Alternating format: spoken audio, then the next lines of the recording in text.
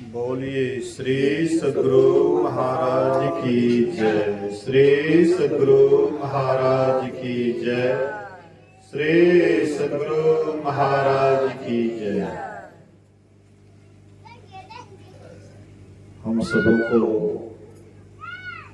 मालूम है राजकुमार बाबू डॉक्टर साहब तीनों भाई के पिताजी यह असाध संसार को छोड़ करके परलोक सिधार गए। उन्हीं के श्राद्ध क्रिया के अवसर पर त्रिदिवसीय संतमत सत्संग का आयोजन किया गया है।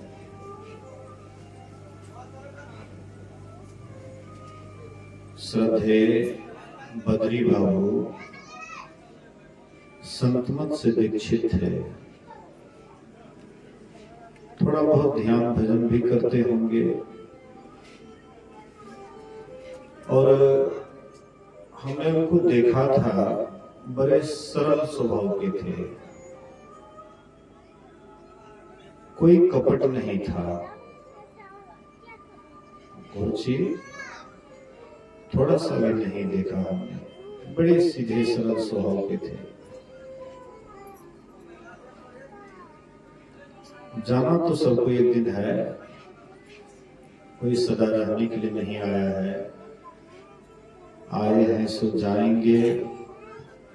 राजा रंक फकीर एक सिंहासन चढ़ी चले, एक बंधे जात जंजीर। जो संसार में आए हैं उनको एक दिन जाना पड़ता है। बुढ़ापा बहुत कष्टदायी समय होता है। बुढ़ापे में बहुत कष्ट होता है, दूसरे का सहारा लेना पड़ता है। जैसे बचपन में हम आए थे तो उस समय में भी किसी का सहारा चाहिए। बच्चा जब जन्म लेता है तो अपने से उठ बैठ नहीं सकता है, अपने से कुछ नहीं कर पाता है। जैसे बचपन में हम असहाय थे वैसे बुढ़ापे में भी असहाय हो जाते हैं। जैसे बचपन में अपने से कुछ नहीं कर पाते थे, बुढ़ापे में भी वही बात, अपने से कुछ नहीं कर पाते।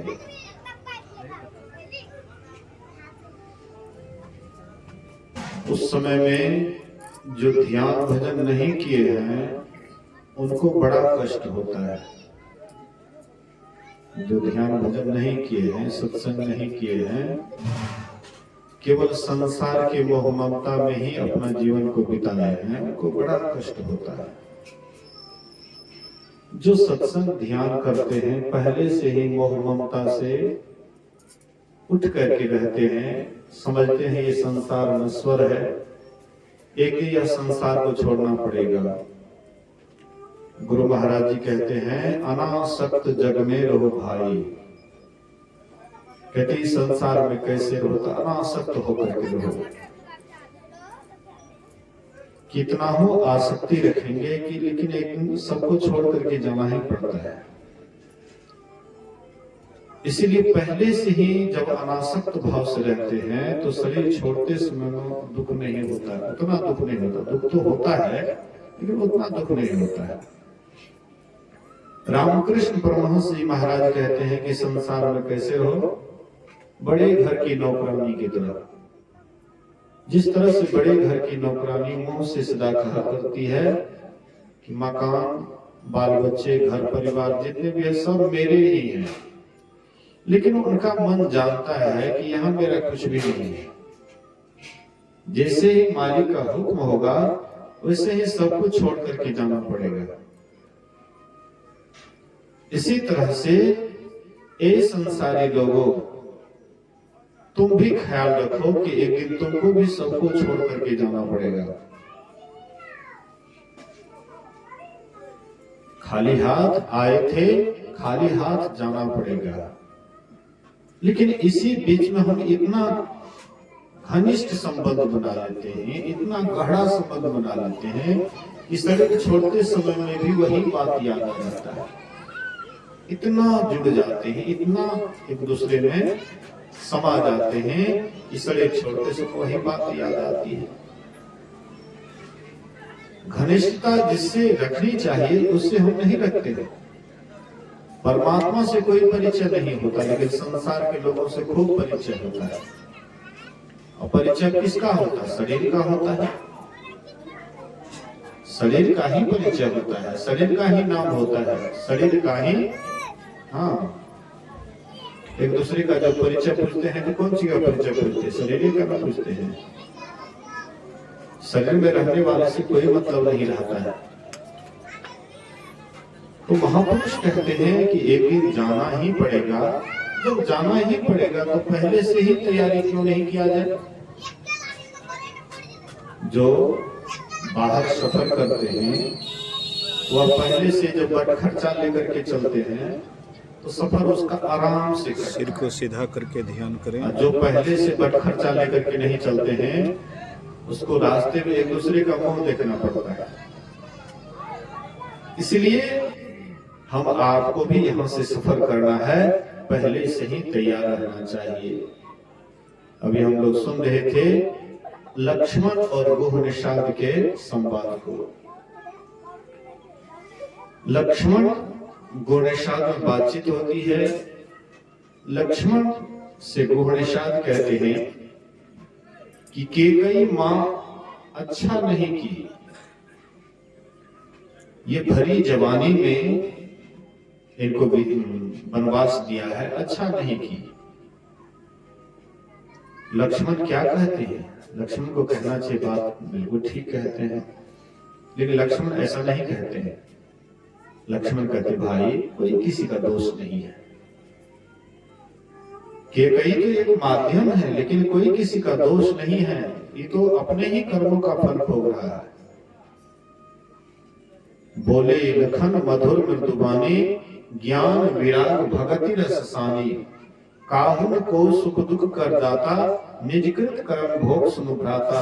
हे भाई कोई किसी का सुख दुख नहीं देता है, सबको अपने ही कर्मों का फल भोगना पड़ता है। हम आप सोचते हैं कि हम करते हैं अच्छा कर्म तो हमारे बाल बच्चे को होगा, हम करते हैं खराब कर्म तो किसी दूसरे को वह उसका फल मिलेगा। आप जो करेंगे आप ही को मिलेगा। आप पुण्य कीजिएगा तो सुख आपके सामने आएगा, आप पाप कर्म कीजिएगा तो दुख सामने आएगा। आपका ही किया हुआ आपके सामने में आता है, इसलिए सोच समझ करके कर्म करना चाहिए। दुख तो कोई चाहते हैं नहीं, और सुख भी हम आप ऐसा सुख चाहते हैं जिसके बाद कभी दुख ना हो। लेकिन संसार में हम देखते हैं कि कोई भी कर्म करते हैं तो सुख दुख लगा ही रहता है। इसलिए महापुरुष कहते हैं कि ऐसे कर्म करो कि सुख दुख से भी ऊपर उठ जाओ। सुख दुख से कोई परे परम पद तेहि पद रहा समाई। कहते हैं कि उस पद में समा जाओ जहां पर सुख दुख से ऊपर उठा जाता है। इसलिए कर्म प्रधान विश्व रचि राखा, जो जस करई सो तस फल चाखा। कर्म प्रधान है, हाँ, जो जैसा कर्म करते उसको फल भोगना ही पड़ता है। आपका किया हुआ आपका बेटा नहीं भोगेगा, आपका किया हुआ आपकी पत्नी नहीं भोगेगी, आपका किया हुआ आपका पति नहीं भोगेंगे, खुद आपका किया हुआ आप ही को भोगना पड़ेगा। तो हम फिर गलत सलत कर्म क्यों करें? क्यों नहीं अच्छा कर्म करें? क्योंकि हम सुख चाहते हैं तो अच्छा कर्म क्यों नहीं करें?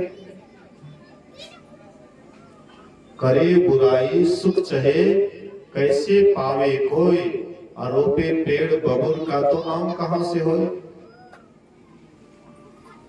हम आम का फल लगाएंगे, वृक्ष लगाएंगे तब ना आम फलेगा। आप बबूल का अगर वृक्ष लगाएंगे तो उसमें आम की कल्पना करेंगे, कभी आम फलेगा? बद्री बाबू जैसा कर्म करके गए हैं उनको उसी तरह से मिलेगा। अभी जो भोज भात कर रहा है ना, ये तो किसी को खाया है तो खिला रहे हैं। अपने जीते जी जैसा वो कर्म किया है उनके साथ वही कर्म किया है।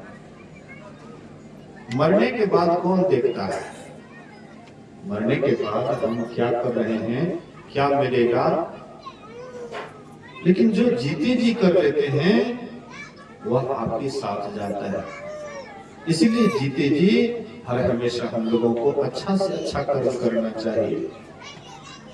हम लोग सोचते हैं कि चलो कुछ गलती कर लेते हैं, कुछ सही कर लेंगे तो गलती किया हुआ कट जाएगा, ऐसा भी लोग सोचते हैं। पाप बहुत कर लेते हैं तो पुण्य भी कर लेते हैं, सोचते हैं कि हाँ पाप से पुण्य, पुण्य से पाप कट जाएगा। गुरु महाराज जी कहते थे यहाँ पर ऐसा हिसाब नहीं है कि दो घटो दो बराबर 0, यहाँ पर ऐसा हिसाब नहीं है। मतलब अगर पुण्य किए हैं तो पुण्य का फल सुख मिलेगा आपको, अगर आप पाप किए हैं तो उसका फल दुख मिलेगा आपको। आप इनसे हट नहीं सकते, कट नहीं सकता है।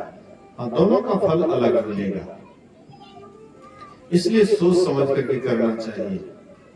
काहुन को सुख दुख कर दाता, निज कृत कर्म भोग सुन भ्राता। कोई किसी को सुख दुख नहीं देता है, सबको अपने ही कर्मों का फल भोगना पड़ता है। संत पट्टू साहब कहते हैं अपनी अपनी करनी अपने अपने साथ करे जो आगे आवे। बाप की करनी बाप पूत के पूते पावे। जोड़ू के जोड़ू ही फले खसम खसम को फलता। अपनी करनी सेती जीव सब पार उतरता। नेकी बदी है दोई और न संगी कोई। देखो बूझ विचारी संगी जय है दोई। पलटू करनी और की नहीं और के साथ अपनी अपनी करनी अपने अपने साथ।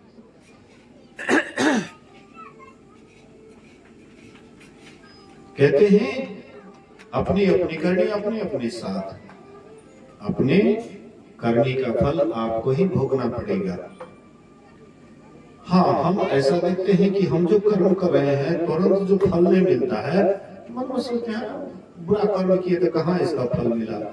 और लोग ऐसे ही कहता होगा, बुरा कर्म का बुरा फल होता है, लोग ऐसे ही कहता होगा। लेकिन कहाँ देखते हैं, हम तो बुरा कर्म किए लेकिन हम तो एकदम बढ़िया हैं, सुरक्षित हैं, हमको तो कोई दिक्कत नहीं है।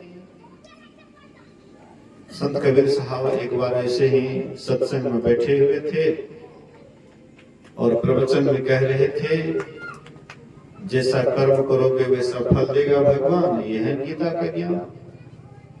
एक बदमाश आदमी आ गए, अब बोले कि बाबा आप जो बोलते हैं जैसा कर्म करोगे वैसा फल देगा भगवान, यह है गीता का ज्ञान।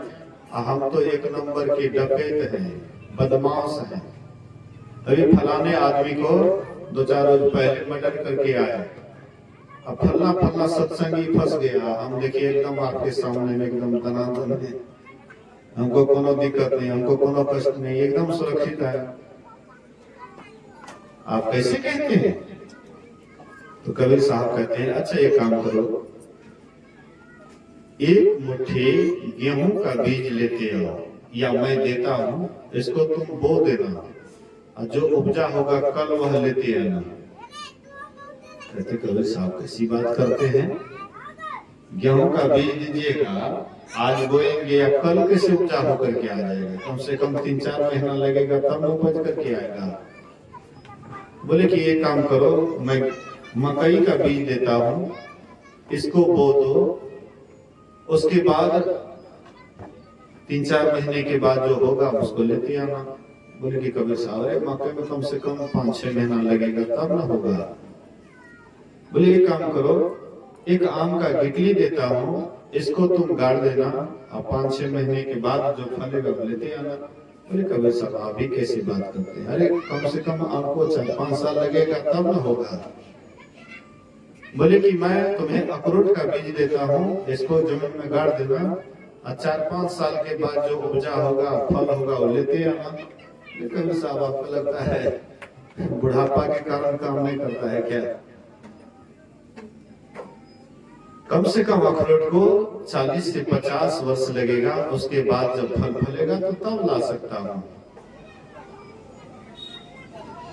कबीर साहब कहते हैं कि तुमने क्या समझा कि 2-4 रोज पहले तूने किसी का मर्डर कर दिया और तुम बाल बाल बच गया, अब तुम्हारे पर कोई कुछ लागू नहीं होगा, इसका फल तुमको भोगना नहीं पड़ेगा।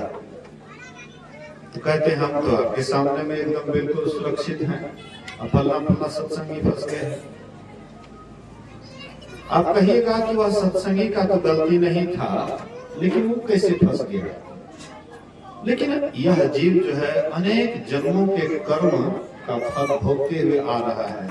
किस जन्म में कौन सा कर्म किया है, हम तो दुख वाला जो कर्म करते हैं उसको तो भूल जाते हैं। कोई हमसे गलती हो जाता है उसको भूल जाते हैं। इस जन्म में भी हमसे कितना गलती होता है उसको हम याद नहीं रखते हैं, और कौन याद रखता है? लेकिन जो आपसे गलती होती है वह तो वहां पर एकदम लिखा होता है, और उसको तो आपको ही भोगना पड़ेगा, किसी और को नहीं, आपको भोगना पड़ेगा। सिर को सीधा करके ध्यान करें। तो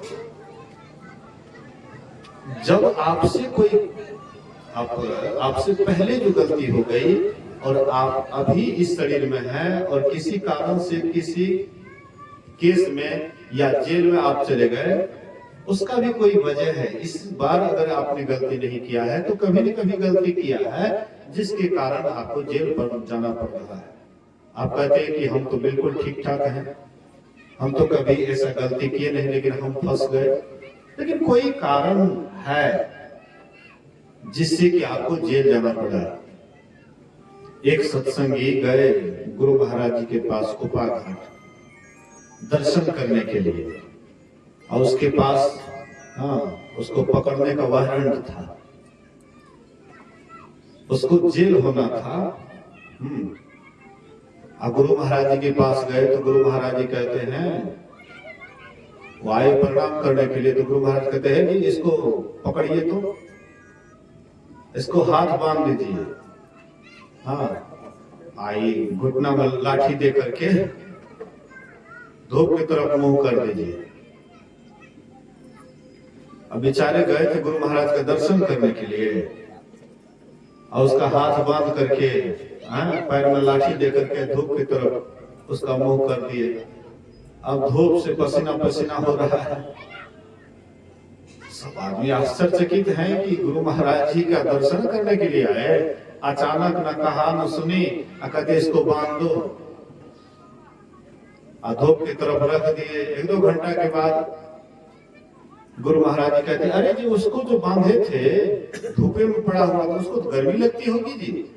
कहते जी तो उसको खोला नहीं। बोले हजूर कहाँ आदेश दिए, जाइए जाइए उसको खोल दीजिए।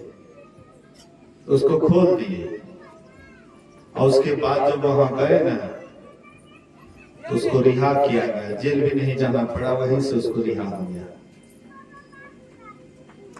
बोलिए श्री सद्गुरु। तो कहने का आशय है, मतलब है कि जो आपसे गलती होती है उसका सजा तो भोगना ही पड़ेगा, लेकिन संत दरस जिमी पातक डरई, संतों के दर्शन से, महापुरुषों के दर्शन से जो होवे सुली सजा कांटे ही छू जाए। जहां पर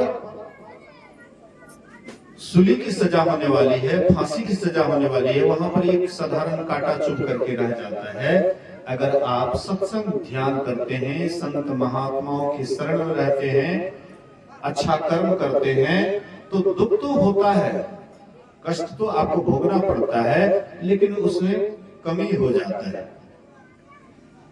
2 भाई था, और दोनों भाई, एक था नाच ड्रामा देखने में आगे, एक था 1 नंबर का सत्संगी। तो ऐसे ही एक दिन उधर नाच हो रहा था, इधर ड्रामा हो रहा था। एक भाई कहता है जो नाच ड्रामा देखने में बहुत आगे था, कहते हैं कि भैया चलिए फलाना जगह का डांसर आया है, नाच हो रहा है। तो बड़े भाई कहता है अरे क्या नाच ड्रामा में जाओगे, चलो ना सत्संग सुनने के लिए। हाँ महात्मा जी आए हुए हैं, चलो सत्संग सुनने के लिए। कहते हैं नहीं नहीं, आपको सत्संग सुनने के लिए जाना, आप जाइए, हम लेकिन नाच देखने के लिए जाएंगे। दोनों अपना अपना राह ले लिए, दोनों सत्संग सुने। उसके बाद सत्संग की समाप्ति होती है, उधर हाँ नाच भी समाप्त होता है। तो दोनों फिर रास्ते में मिले और आने लगे। तो संजोग से जो सत्संगी था उसके पैर में एक बड़ा कांटा गड़ गया, दर्द के मारे बेचैन हो गया। दूसरा जो था उसको 5 रुपया मिल गया, जो नाच देखने के लिए गया था उसको 5 रुपया मिल गया। बड़ा खुश कि हम गए नाच देखने के लिए तो हमको 5 रुपया भी मिला। आई देखो बड़का सत्संगी है, सत्संग सुनने के लिए गया है, ऊपर से काटा भी छूट गया। देखो कहते सत्संगी है, बड़का सत्संगी है, देखो दुख हो रहा है, तकलीफ हो रही है। वह बेचारी करा रहा बैठा हुआ है। उधर से हाँ त्रिकालदर्शी महात्मा गुजर रहे थे। महात्मा जी कहते आप लोग काहे आपस में बातचीत कर रहे हैं? कहते ऐसी ऐसी बात, देखिए ना बड़का सत्संगी है, पैर में देखिए कांटा चुभ गया, दर्द के मारे बैठा हुआ है। हम गए नाच देखने के लिए, तुमको 5 रुपया भी मिला। महात्मा जी कहते अच्छा रुको। सिर को सीधा महात्मा जी बैठ गए ध्यान में। ध्यान में बैठने के बाद दोनों के प्रारब्ध को देखें। महात्मा जी बोले, कहते हैं कि आज अगर तुम सत्संग में जाता तो तुमको 50,000 रुपया मिलता, तुमको 50,000 का लाभ होने वाला था, लेकिन नाच देखने के लिए गया तो 5 रुपया ही मिल करके रह गया। अगर ये नाच देखने के लिए जाता तो आज इसको सर्प काटने वाला था, विषैला सर्प काटने वाला था, लेकिन एक साधारण कांटा चुभ करके रह गया। जो होवे सुली सजा, कांटे ही चुभ जाए। तो कबीर साहब से वह बदमाश कहता है कि हम तो बिल्कुल सुरक्षित है। बोले कि देखो भले ही देर होता है लेकिन अंधेर नहीं है। भगवान के घर में देर है, अंधेर नहीं है। भले ही तुमको अभी नहीं बुझा रहा है, लेकिन इसका नतीजा आज न कल जरूर भोगना पड़ेगा। धृतराष्ट्र के संबंध में धृतराष्ट्र कई जन्म से राजा ही बनते आ रहा था। 100 वर्ष पहले भी वह धृतराष्ट्र राजा था। वे भगवान कृष्ण से कहते हैं कि हमने ऐसा कौन सा कर्म किया कि हमारे सामने में हमारे 100 पुत्र मारे गए और मैं आंख से क्यों अंधा हो गया? क्यों मेरे सामने में 100 पुत्र मारे गए? इसका कारण क्या है? तो भगवान कृष्ण कहते हैं कि 100 जन्म से पहले की बात है। तुम उस समय में राजा था और तुम्हें कोई बीमारी हो गई थी। वैद्यराज को दिखाया, वैद्यराज ने कहा कि तुमको मांस खाना पड़ेगा। तुम्हारे लिए मांस ला करके खिलाता था। लेकिन एक बार एक महात्मा जा रहे थे तीर्थ करने के लिए, उनके पास में हंस और हंसनी, उनके 100 बच्चे थे। तुम्हारे पास धरोहर रख करके वह गया तीर्थ करने के लिए, लेकिन संजोग से वह थोड़ा विलंब से आया, 2-3 महीने की बाद आया। और एक दिन जब गया शिकार करने के लिए तो कोई कुछ नहीं मिला, तो वही एक बच्चा मार करके तुमको दिया। तो तुमने कहा कि यही मांस चाहिए। एक एक बच्चा करते करते 100 बच्चा को मार दिया। अब महात्मा जी आए तो बोले कि मेरा हंसनी, उसके बच्चे कहाँ हैं? मंत्री से कहा इसको ला करके दो। मंत्री कहते महाराज सब खत्म हो गया, बच्चा हंसनी तो है लेकिन उनके बच्चे नहीं। तो क्या हुआ? तो महाराज आप ही को खिलाया गया, उसी का नतीजा तुमको इस जन्म में भोगना पड़ा। तुम्हारे सामने में 100 पुत्र तुम्हारे मारे गए। मतलब हम आपका जो भी किया हुआ कर्म है वह आपके हमारे सामने में आएगा, आज न कल निश्चित आएगा। इसलिए जो भी कर्म करते हैं सोच समझ करके करना चाहिए। हड़बड़ा करके कोई कर्म नहीं कर लेना चाहिए जिसका नतीजा बाद में रो रो करके भोगना पड़े, आंख से आंसू बहाना पड़े। ऐसा कर्म कभी नहीं करना चाहिए। हंस करके, हाँ, सुखी से हंस करके जिस भोग को हम भोग सकते हैं ऐसे ही कर्म करना चाहिए। अनुचित उचित काज कछ हो, समुझी करिए भल कह सबको। सहसा करी पाछे पछताहे, अकहि वेद बुध ते बुध नाही। कहते हैं जो हड़बड़ा करके कर्म करता है तो वह सही कर्म भी करता है, फिर भी उसका परिणाम गलत हो जाता है। हड़बड़ा करके आप कोई भी कर्म करते हैं तो सही समझ करके करते हैं, लेकिन उसका परिणाम बुरा होता है। सही परिणाम, सही कर्म आप तब कर रहे हैं जब उसका परिणाम सही होता है। इसलिए सोच समझ करके करना चाहिए। अनुचित उचित काज कछ हो, समझी करिए फल का सबको। सहसा करी पाछे पछताहे, अकाहे वेद बुध ते बुध नाही। भगवान राम सिर को सीधा करके ध्यान करें।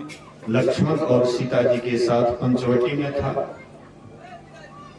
भरत जी को मालूम हुआ कि भगवान राम वनवास चले गए। सभी गुरुजनों से कहते हैं कि मुझे राम को वनवास से लौटाना है। भरत जी जब चलते हैं तो आकाश में बहुत धूल उड़ रहा था। राम जी कहते हैं कि देखो भैया, वृक्ष पर चढ़ करके बहुत आकाश में धूल उड़ रहा है, क्या बात है? तो लक्ष्मण वृक्ष पर चढ़ करके देखते हैं, हाँ, भरत पूरे दलबल के साथ, चतुरंगनी सेना के साथ आ रहा है, शायद हम लोगों के ऊपर आक्रमण करने के लिए, कि वहां पर दो ही भाई है, इसलिए इसको मार करके हम निष्कपट ये राज्य करेंगे, इसलिए भरत आ रहा है। तो लक्ष्मण कहते हैं कि भरत को मालूम नहीं है कि यहाँ पर, हाँ, राम की देखभाल करने के लिए लक्ष्मण तैयार है, मरने मिटने के लिए लक्ष्मण तैयार है। धनुष बाण उठाए और तुरंत हड़बड़ा के जब निकलने लगे, आकाशवाणी होती है, अनुचित उचित काज कछ हो, असमुझी करिए भल कह सबको। सहसा करी पाछे पछताहे, कहि वेद बुध ते बुध नाही। आकाशवाणी होती है, लक्ष्मण सहम जाता है, शांत हो जाता है। राम जी उनको बुलाए। राम जी कहते हैं कि हे लक्ष्मण, क्या सोचते हो कि भरत राज्य के लिए हमसे युद्ध करने के लिए आ रहा है? अरे तुम भरत को नहीं जानते हो। भरत जैसा भाई तो शायद ही किसी को मिलेगा। भरत कोई साधारण नहीं है। ये अयोध्या का राज्य क्या, 3 लोक का भी राज्य अगर भरत को मिल जाए फिर भी उसको राजमल नहीं हो सकता है। भरत आत्मज्ञानी पुरुष है, जिनके अंदर आत्मज्ञान होता है। ये छोटी छोटी बात लेकर के उसके अंदर कोई भी अहंकार नहीं होता है। कहने का आशय है, मतलब है, हम आपको भी समझ बूझ करके कर्म करना चाहिए। सत्संग ध्यान भी जो करते हैं, बढ़िया से जो नहीं करते, हड़बड़ा करके करते हैं, तो उसका भी परिणाम हम आपको कभी कभी दुख मिलता है। सत्संग ध्यान भी करिए, तो जो भी काम करिए पूरा निश्चिंत होकर कीजिए, शांत होकर के कीजिए, पूरा गहराई से कीजिए। जो काम आप पूरे गहराई से कीजिएगा, वह काम में आपको एक अलग आनंद मिलता है, बड़ा सुख मिलता है। ध्यान क्या है? ध्यान है गहराई में जाने का नाम। कोई भी काम कर्म करते हैं पूरे गहराई ढंग से कीजिए, पूरे शांत होकर के कीजिए। अगर कोई भी काम आप शांत से कीजिएगा, गहराई से कीजिएगा, वह काम में बड़ा आनंद मिलता है, बड़ा सुख मिलता है। इसलिए संत महापुरुष कहते हैं कि हम आपको सोच समझ करके कर्म करना चाहिए। हमसे जो गलती हो गई उसका परिणाम तो भोगना ही पड़ेगा, लेकिन अब नहीं गलती हो तो सावधान होकर के करना चाहिए। जो गलती पर गलती करे हैवान उसे ही कहते हैं, गलती करने के बाद सुधार ले इंसान उसे ही कहते हैं, जिनसे कभी गलती नहीं होती है भगवान उसे ही कहते हैं। और भगवान जिनसे गलती नहीं होती है, लेकिन संसार में आने के बाद भगवान से भी कुछ न कुछ गलती हो जाती है। नहीं, राम जी से गलती हुई कि नहीं? बाली को छिप करके बाण मारे। बाली कहते हैं मैं बैरी सुग्रीव प्यारा, मैं आपका बैरी हो गया, सुग्रीव आपका प्यारा हो गया। क्या मेरा दोस्त था कि आपने मुझे छिप करके मारा? तो राम जी से भी वहां पर गलती हो गई और उसका परिणाम राम जी को भोगना पड़ा। दूसरे अवतार में, कृष्ण अवतार में, जब महाभारत का युद्ध चल रहा था, कौरव पांडव का घमासान युद्ध चल रहा था, बड़े बड़े अस्त्र शस्त्र उनके तरफ मारा जा रहा था, लेकिन जैसे समुद्र में बहुत सारे अस्त्र शस्त्र सिर को सीधा करके समा जाते हैं, वैसे ही कितना ही अस्त्र शस्त्र मारता था, कुछ भी एक नोच खरोच भी नहीं लगा था। लेकिन अंतिम समय में सुकर क्षेत्र में जब उदास भी बैठे हुए थे, तो वहां पर एक साधारण व्याधा साधारण बाण चलाते हैं, और वही बाण जब उनके पैर में लगता है उसी से उसका शरीर छूट गया। तो कर्म का भोग सबको भोगना पड़ता है, इसलिए सोच समझ करके कर्म करना चाहिए। जो कर्म हो गया है उससे ऊपर उठने के लिए कहते हैं कि ध्यान करना चाहिए। यदि शैल समम पापम विस्तीर्णम बहुयोजनम भिद्यते ध्यान योगेन नान्यो भेदः कदाचन। कई योजन तक पहाड़ के समान यदि पाप राशि हो, वह ध्यान योग से नष्ट हो जाता है। इसके समान पापों का नाश करने वाला आज तक कुछ नहीं हुआ है। ध्यान योग से पापों का क्षय होता है, नाश होता है। ध्यान कहते हैं किसको? ध्यान कहते हैं शून्यगत मन को। मन आपका शून्यगत हो जाए। ध्यानम निर्विषयम मनः, मन आपका निर्विषय हो जाए। विषय 5 हैं, रूप, रस, गंध, स्पर्श और शब्द। ये 5 विषय हैं। इस 5 विषय से मन आपका अलग हो जाए, शून्य हो जाए, खाली हो जाए, उसी का नाम है ध्यान। लेकिन जब हम लोग ध्यान करते हैं तो मन शून्य नहीं होता है। मन में कोई न कोई विचार आते रहता है, कहीं न कहीं मन भागते रहता है। ध्यान के बराबर मन और नहीं भागता। जब ध्यान करता है तब ज्यादा भागता है।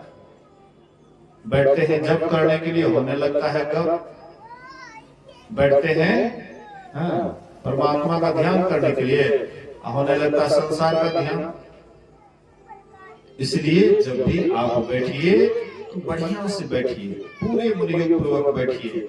मन में एक संकल्प लीजिए कि हमको ध्यान करना है।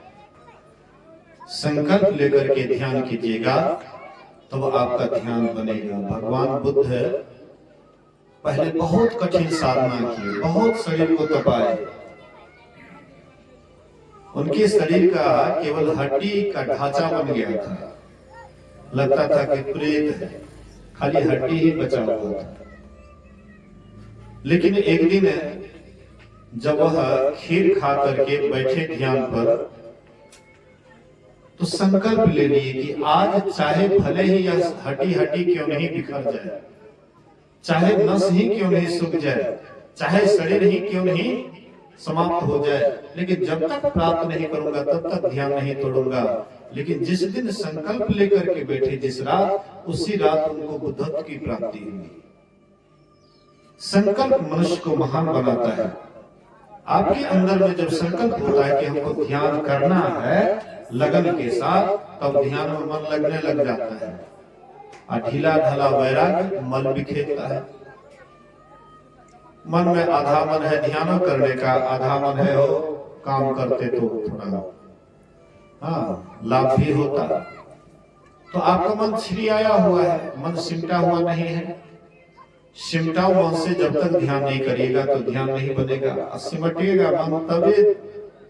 यदि शैल समम पापम विस्तीर्णम बहुयोजनम विदिते ध्यान योगेन नान्यो वेदा कदाचन। कई योजन तक, एक योजन होता है 4 कोस का, कई 4 कोस तक फैला हुआ पहाड़ के समान यदि पाप है, वह ध्यान योग से नष्ट हो जाता है। इसलिए ध्यान करना चाहिए, एक नाम का जप करना चाहिए, एक रूप का ध्यान करना चाहिए, और उसके बाद जिसको आप नहीं देखे हैं उसको देखना चाहिए। एक नाम का जप करना चाहिए। हम लोग जब बैठते हैं ध्यान पर तो हड़बड़ा करके जप करते हैं। जो आपको गुरु से मंत्र मिला है तो हड़बड़ा करके करते हैं। जैसे किसी कोई राम राम जपते हैं तो राम राम राम राम राम बहुत तेजी से जपते हैं, उससे मन सिमटता नहीं है। जब करते हुए मन एकदम आपका शांत हो जाए, स्थिर हो जाए, नाम जपत स्थिर भया, ज्ञान कथक भया लीन, सुरत शब्द एके भया, जल ही होएगा मीन।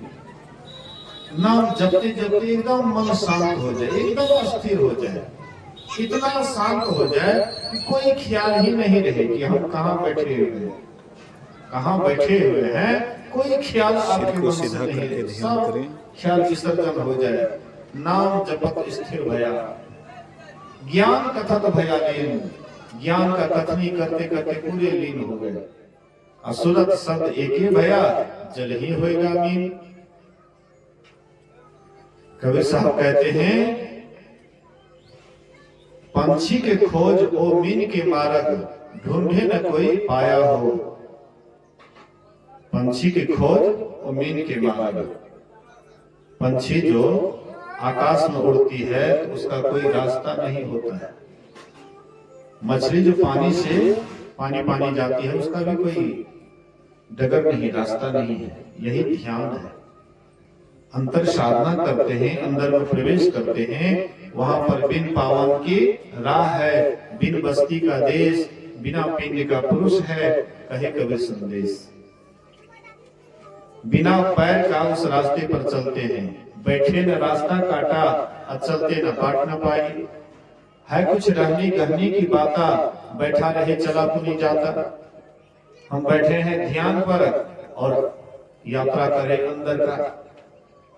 बैठे हैं आंख बंद करके ध्यान करने के लिए, लेकिन रास्ता हमारा कट रहा है। लेकिन बाहर में हम कितना हो दौड़े, कभी रास्ता कटता नहीं है, रास्ता और बढ़ते जाता है। आवागमन का चक्र बढ़ते जाता है। बाहर में जितना दौड़िएगा उतना आवागमन का चक्र बढ़ेगा, और जितना अपने आप में सिमट जाइएगा उतना ही आवागमन धीरे धीरे घटते घटते एक दिन बिल्कुल घट जाएगा।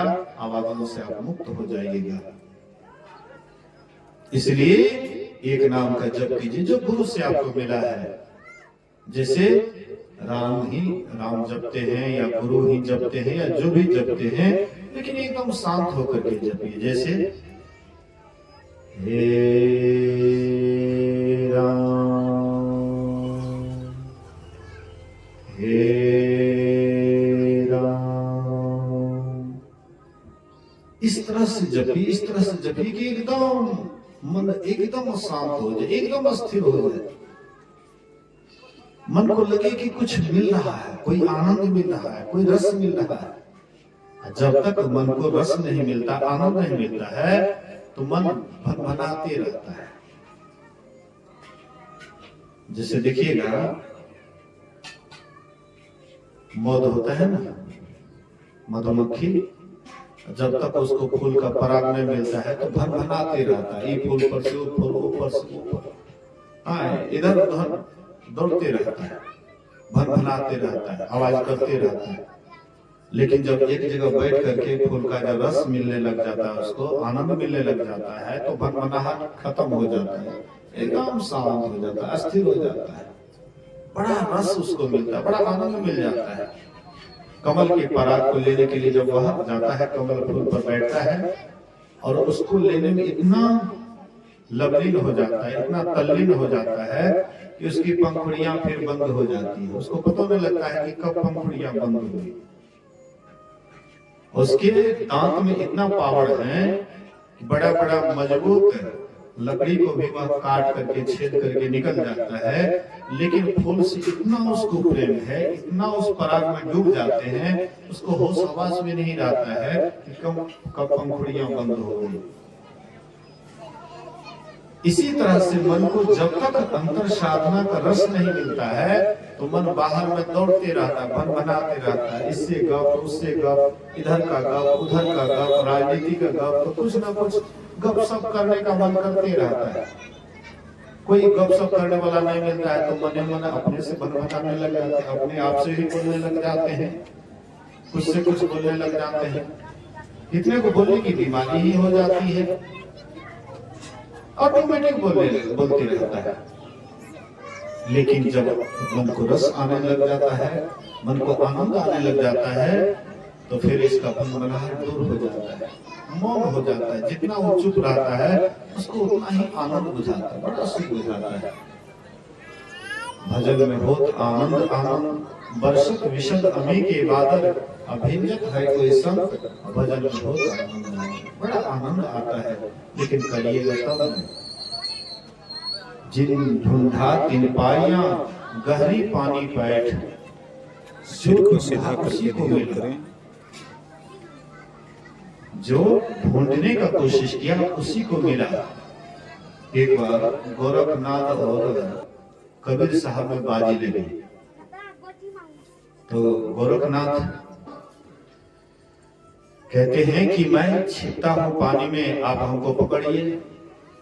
तो गोरखनाथ मछली बन गए, अब पानी में इधर से उधर छिप गए। तो कबीर साहब जाकर के पकड़ लिए उसको, नहीं देखो हम तुमको पकड़ लिए। फिर गोरखनाथ कहते कि तुम आप छिपो, मैं तुमको पकड़ूंगा। तो कबीर साहब छिप गए, तो छिपे क्या, ये पानी ही बन गए। कबीर साहब पानी ही बन गए, तो पानी को कैसे पकड़िएगा। गोरख ढूंढते ढूंढते अंत में हार गया, बोले कि मैं हार गया, तुम कहाँ छिपे हो, प्रकट हो जाओ। बोले कि मैं तो पानी ही हो गया, मछली और कुछ बनता तब ना तुम हमको पकड़ देता। तो मीन की हो गए पानी हो, मछली पानी हो गई तो क्या पता लगेगा, पकड़ पाइएगा।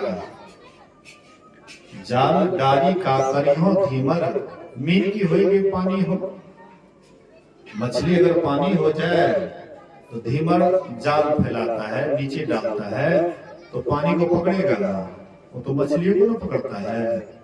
हम आप भी ध्यान करते करते परमात्मा में मिल करके जब एक में हो जाते हैं, ये जमराज जो विषय का बंसी लगाता है तब उसमें हमने फंसते हैं। विषय रूपी बंसी लगाता है, डालते हैं, हम लालची जीव क्या करते हैं तो उसको पकड़ लेते हैं, फंस जाते हैं। नहीं देखते हैं मछली बजाने वाला है ना, बंसी उसमें बोर दे देता है, ऊपर में तरेला होता है, तैरते रहता है, जैसे इसको नीचे खींचता है ऊपर में तरेला नीचे की ओर जाता है, समझ जाता है कि मछली पकड़ लिया, तुरंत पकड़ करके खींच लेता है, गलफन को छेदते हुए उसको बाहर निकाल लेते हैं, बेचारे की मृत्यु हो जाती है। हम आप भी विषय वासना छुटक न मन से, नाहक नर वैराग करे, जल बिच मीन बजे बंसी में जिभ्या कारण प्रांत जे, सो रसना बस कियो न जोगी, नाहक इंद्री साध मरे, वन में रहत मृगा निशिवासन, ना काहू से दोष करे, सो मुरली धुन सुनन कारण व्याधा पान से प्राण हरे, नैना कारण जने पतेंगा पारस पाए गजराज हरे, नासा कारण भ्रमर नाश भयो, पांचों रसले पांच लग मरे, किन्हो कोटि जब तीरथ मोनी होकर ध्यान धरे, लक्ष्मीपति तब लग सब झूठा, जब लग मन नहीं हाथ धरे। लक्ष्मीपति जी महाराज कहते हैं विषय की इच्छा, वासना, इच्छा छुटक न मन से विषय की इच्छा नहीं छूटती है, विषय भोग की इच्छा नहीं छूटती है, इसीलिए नाहक नर वैराग करे। एक बार नारद बाबा गए एक सेठ जी के पास, कहते सेठ जी अरे कम से कम अब चौथापन आ गया है, अब छोड़िए जंजाल को, चलिए परमात्मा की भक्ति ध्यान भजन करने के लिए कितना दिन तक इसमें उजरा करके रखिएगा। सेठ जी कहते हैं कि अभी बच्चा सब उतना होशियार नहीं हुआ है, थोड़ा सा होशियार होने दीजिए, उसके बाद तो बस आप ही के साथ हो लेंगे, सन्यासी बन जाएंगे, क्या लगा हुआ है। तो जब बाल बच्चा बड़ा हो गया, कमाने धमाने लगा, उसके बाद नारद बाबा आए, बोले कि अब चलिए ना, अभी अभी शादी उदी नहीं हुई, शादी कर लेंगे ना, थोड़ा सा पुतों का मुंह देख लेंगे, उसके बाद बस आप ही के साथ चलिए करेंगे, इसमें क्या है। नारद बाबा छोड़ दिए कुछ दिन, उसके बाद फिर आए, पुतो भी घर आ गया, बोले कि अब तो पुतो भी आ गया, अब चलिए, अभी पोता का मुंह नहीं देखें, थोड़ा सा पोता का मुंह देख लेंगे, उसके बाद तो बस बैरागी।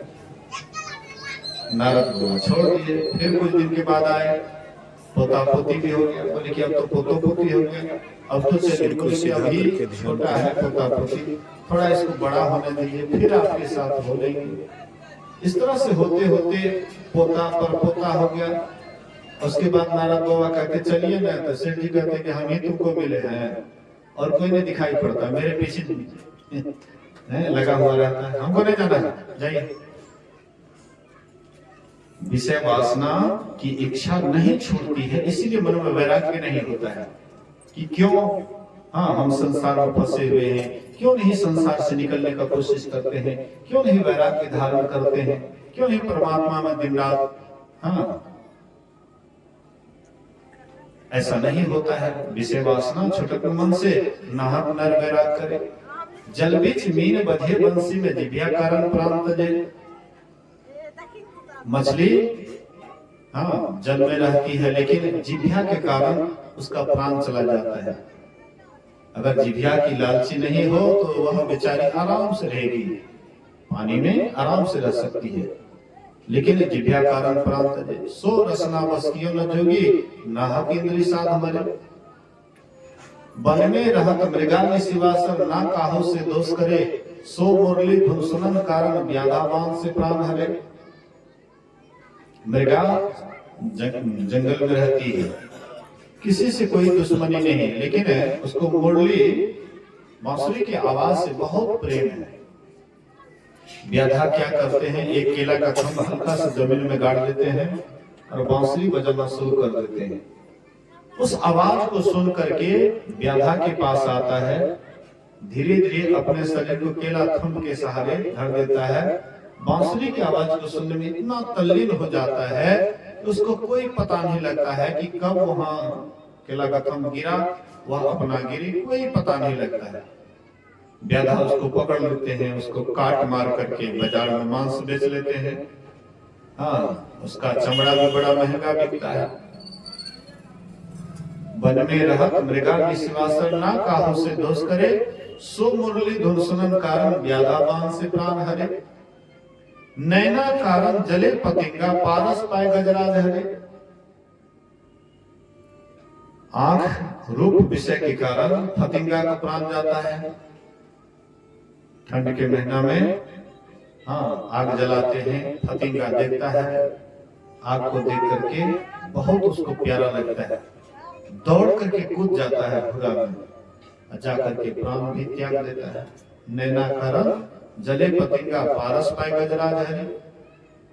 किसी हाथी को अगर पकड़ना होता है तो हथवान क्या करते हैं, सिखाया हुआ हथनी को रख देते हैं, उनके पीछे में एक गड्ढा खोद देते हैं, टाट बिछा देते हैं, ऊपर से हल्का मिट्टी डाल देते हैं, जिससे पता नहीं लगे कि यहाँ गड्ढा है। हाथनी जब जोर जोर से आवाज करती है तो हाथी स्पर्श सुख के लिए वह जंगल से दौड़ करके आता है। हथनी से स्पर्श के लिए दौड़ करके आता है, और गड्ढा खोदा हुआ रहता है, उसमें गिर जाता है। पहले तो 15-20 दिन 25 दिन तक उसको कुछ खाने पीने के लिए नहीं देते हैं, साथ देते हैं, और उसके बाद उसको गड्ढा से निकालते हैं, तब गांव घुमाते हैं।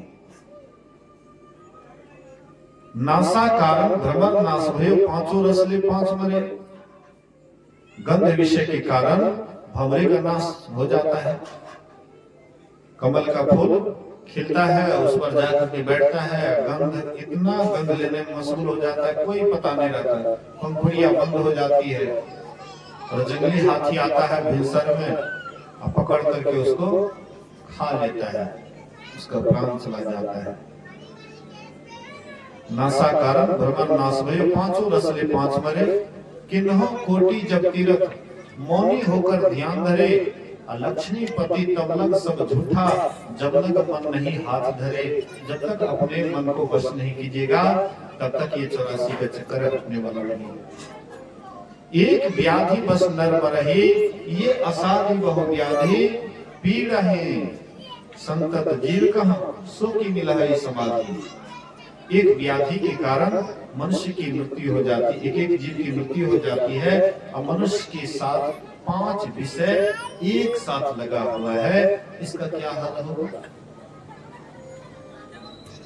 इसलिए महापुरुष कहते हैं, इन विषयों से बचने के लिए जब तक हम ध्यान नहीं करेंगे, साधना नहीं करेंगे, तब तक इन विषय से नहीं बच सकते हैं। सिर को सीधा करने के लिए गुरु महाराज जी कहते हैं, माघ भूखा बाघ काल के मुख पड़ो है बाबरे, होश कर चेतो सवेरे, बचो ध्यान के दावरे।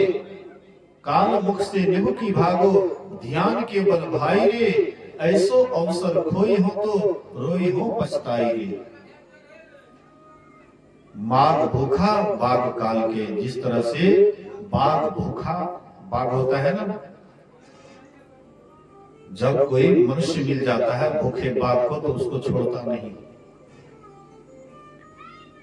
कोई भी जानवर मिल जाता है भूखे बाघ को, वह छोड़ता नहीं है, तुरंत उसको अपना चपेट में ले लेता है। इसी तरह से ये काल भी भूखा बाघ के समान है। वे हर हमेशा कौन जीव को अपने मुंह में दबा लेंगे, इसका कोई ठिकाना नहीं। कब आपका हड्डी पतली समाप्त हो जाएगा, इसका कोई ठिकाना नहीं है। तो ये काल रूपी बाघ के मुंह से बचना चाहते हैं, तो ध्यान के पेच से ही बच सकते हैं, ध्यान के ही बल से बच सकते हैं, और दूसरा कोई उपाय नहीं है। गुरु नानक देव एक बार एक घसियारा जो बिल्कुल गरीब था, उनसे कहते हैं कि हमको 500 रुपया चाहिए, बहुत जरूरत है। घसियारा घास काट करके जाता था बाजार, घास बेच करके किसी तरह से अपने घर परिवार का गुजर बसर करता था। और वह घसियारा के पास गुरु नानक संदेश भेजे कि हमको 500 रुपया चाहिए। अब बेचारे सोचते हैं कि मेरे पास 500 रुपया आएगा कहां से, लेकिन गुरु महाराज का आदेश है, आज्ञा है, तो क्या करें। बहुत सोच विचार किया, अंत में वह बेचारे को मालूम हुआ कि एक पहलवान है एक सेठ जी के यहाँ, जिसका नाम है मस्किनिया पहलवान। उनसे जो हाथ मिलाता है तो उनको 500 रुपया मिलता है, चाहे पटके या पटका जाए, लेकिन उनको 500 रुपया मिलता है। तो सोचा कि चलो गुरु महाराज की आज्ञा है, इसलिए किसी तरह से उसको 500 रुपया तो देना है। अपने पत्नी से कहते हैं कि देखो भोजन बनाओ, तो मड़वा की रोटी और नमक बट खर्चा के लिए दे दिए। भूख लगा रास्ते में, वह खा लिया, उसके बाद गया वह सेठ जी के यहाँ।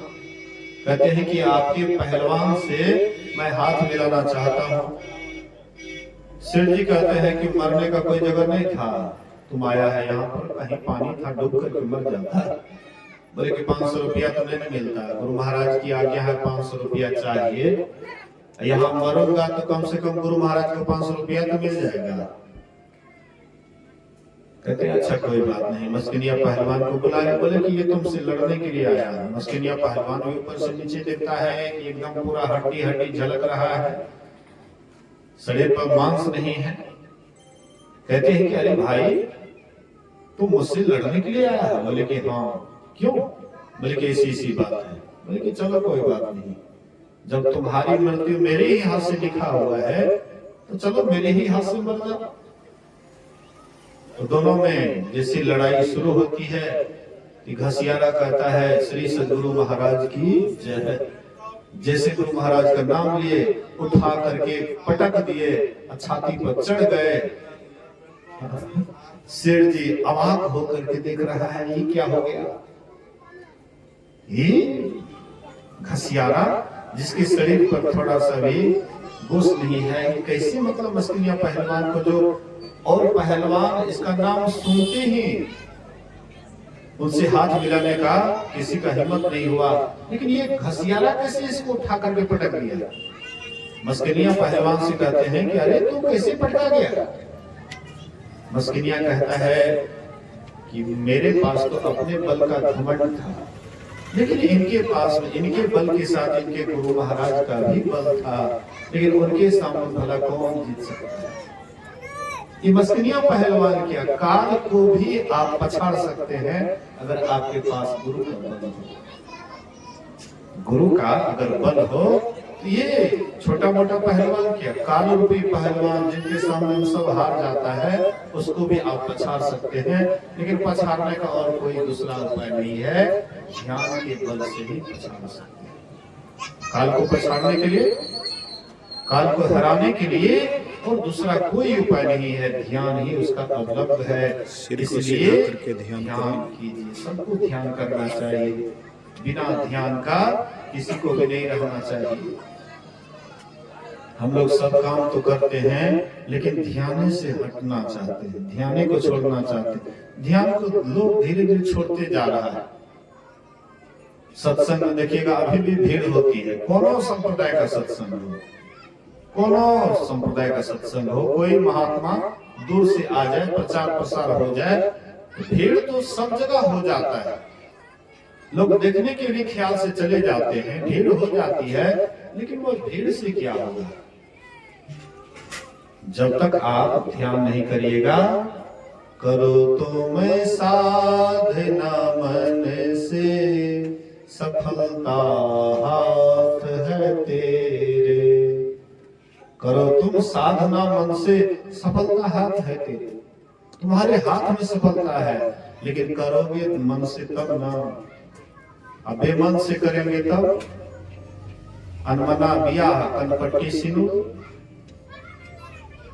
बैठिएगा ध्यान करने के लिए, मन कहीं और जगह चल रहा है, टाइम पास कर रहे हैं। अच्छा गुरु महाराज कह गए, अच्छा कंटा आंख बंद क्या लीजिए, आंख बंद डब्बा कर, आंख बंद करके ध्यान करे के लिए मन जैसे कतो से कतो चल रहा है। बैठिए 1 घंटा ध्यान पर, जब ध्यान के घंटे हे बोले मन कतन चल गई, मन कत चल गई। प्रत्याहार आप मुस्तैदी के साथ नहीं करते, इसलिए ध्यान में मन नहीं लगता है। इसलिए मुस्तैदी के साथ प्रत्याहार कीजिए। एक छोटी सी कहानी सुन लीजिए, उसके बाद मैं अपने बाणों को विराम दूंगा। बोलिए श्री सद्गुरु।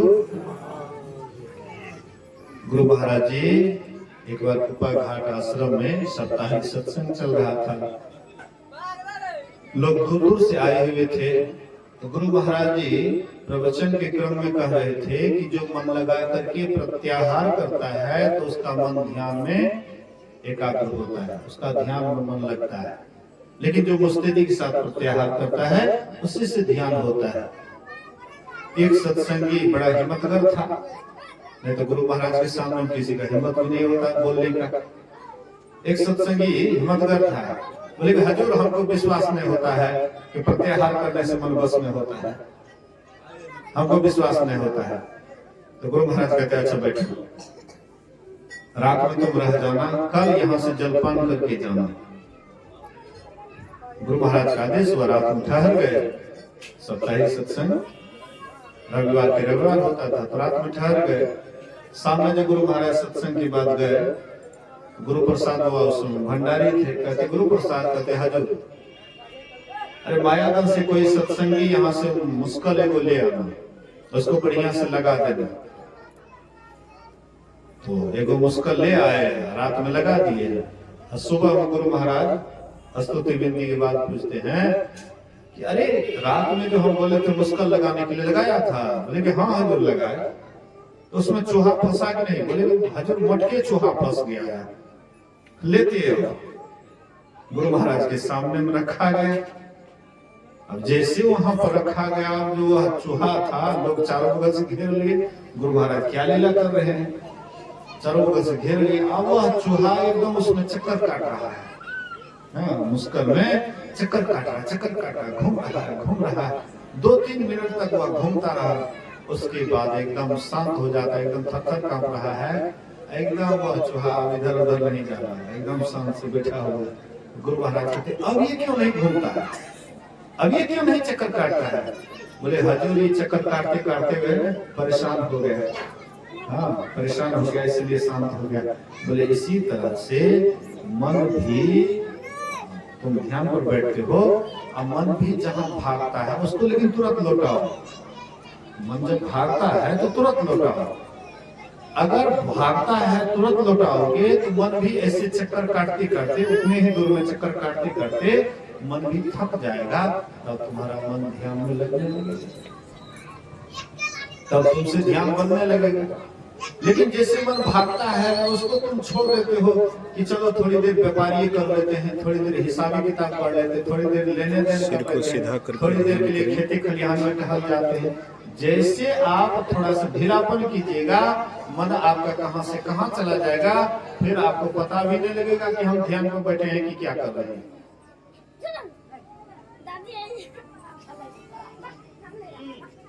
आपको पता भी नहीं लगेगा। इसीलिए पूरी मुस्तैदी के साथ फतेहार कीजिएगा।